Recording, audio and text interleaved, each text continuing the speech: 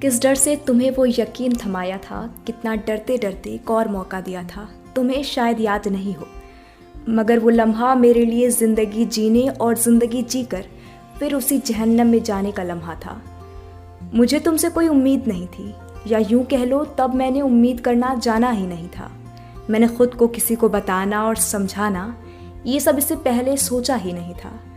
फिर तुम न जाने किधर से इतनी उम्मीदें इतना वक्त ले आए और सब कुछ मानो अच्छा जा रहा था।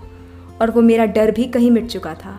मैं एक नया इंसान था, एक वो इंसान जो अपने लिए भी उम्मीदें करता था, वो इंसान जो अपने लिए खुश होना जानता था। मैंने पहली बार दोनों तरफ से निभाए गए रिश्ते के उस पुरसुकून समुंदर में था जहाँ तुम हर उस जख्म पे मरहम रखाए थे। मैं भूलने लगा था पुरानी बातें ज़िंदगी का इम्तिहान समझ के, और मुझे तुम अपने उस इम्तिहान का अज्र लगते थे, कबूल हुई दुआ की तरह लगते थे।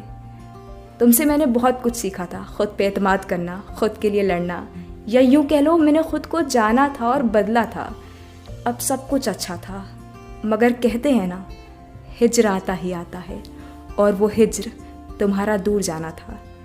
मैंने इतना कुछ सीखा था तुमसे, नहीं सीख पाया तो बस ये कि जो सीखा है उसको तुम्हारे बिना भी सीखे रहना, तुम्हारे बिना भी उस सबक को याद रखना, खुद को मजबूत रखना, एतमाद रखना, जीना।